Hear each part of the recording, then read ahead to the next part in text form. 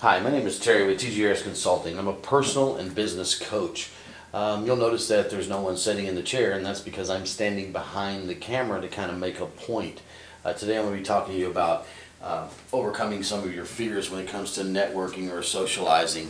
Oddly enough, what's really funny is that the one thing that makes me uncomfortable, one of the things I don't particularly care for, is when I have to do a video in a room all by myself, and which is kind of odd and strange enough. If anybody that does know me knows how much I love getting in front of people. I love doing presentations. I love guest speaking. I do monthly workshops. I'm always putting myself in front of people, networking events, whatever. But to make a point, I'm sitting here shooting a video because I wanted to share some insights that I have or that I have come across over the years, as well as something that just recently happened to me that really drove home the point of people stepping outside of their comfort zones and overcoming their fears and helping them be able to get in front of more people, whether it be for business or for personal, such as like if you're going to holiday parties or social gatherings. But anything that if you're fearful of getting out in front of other people and meeting other people and speaking to other people, that's kind of the point of this video. And to kind of set you up for why this video came into being was a few Saturdays ago, my daughter and I were going to have a daddy-daughter date day, and we were going to go out and do things. And I asked her what she wanted to do, and she wanted to go to one of our local parks. So I agreed, and we loaded up the car and we took off toward the park. And as we were pulling up to the park, we noticed there was a lot of kids already out there playing. So we got out and we started walking up to the park, and my daughter went straight over to the swings, and I sat down on a bench beside her, right off on the side of her, to keep an eye on the situation and watch her enjoy her and play. And as she walked up to the swings, there was a little girl sitting there, and she walked up to the first little girl and she said hi and introduced herself and said, would you like to be my friend? Would you like to play? And the little girl kind of hesitated for a second and then said no. And my daughter just moved on to the next little girl at the swing. And she's introduced herself and said, hi, would you like to play, and would you like to be my friend? That little girl said no. And surprisingly enough, I was watching this and my daughter wasn't even daunted by it. I mean, she just moved on, and she saw a little boy in the sandbox playing with some trucks or something. And she went over to him, introduced herself, and said, hi, you want to be my friend and you want to play? And lo and behold, he said yes.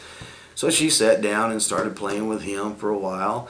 And then a few minutes later, I noticed that the original two girls that she'd walked over to and asked did they want to play, and they'd said no, they now were over in the sandbox playing with my daughter and the little boy. So now all four of them are sitting in the sandbox playing, and they've become fast friends now. And it was kind of, when I watched it, I thought I kind of laughed to myself a little bit how, she wasn't inhibited. She had no fear of rejection. She had no fear that someone was going to look down upon her, and that's the reason that they were saying no, they didn't want to play. As a matter of fact, I think the first little girl was basically just very shy herself, and so when my daughter approached her, it might have caught her off guard a little bit or made her uncomfortable, and therefore she said she didn't want to play. But then you turn around, when there was a comfort zone that got set up and she saw other kids playing, she wanted to be a part of it. So now they're all over there and they're all becoming fast friends. So we sat there for over an hour and I watched the kids play. But during the time I got to really reflect a lot on the situation that I just saw and compare it to what I see adults do all the time. And as a coach, I actually deal with this quite often, that people come to me and they need help with, sales or whatever it was their business, but it always seems like when we first get started, one of the things they want me to help them with is overcoming their fear of speaking in front of people or getting up in front of people, and they want me to help them create an elevator pitch because for some reason that seems to be their savior, they think. So we ended up working on an elevator pitch, but really it's more to the point of I started trying to get them to understand that these are stories in their head. They've built stories in their head that aren't really true to begin with, and I try to help them start coming up with a plan of action to get themselves in front of people so that they can now experience that what their fear was is truly unfounded. And going in front of people is one of the best ways of doing that in this particular case. So we set up a strategy of them going in front of people, and then afterwards we evaluate how they felt and how what happened and was it success for them or not.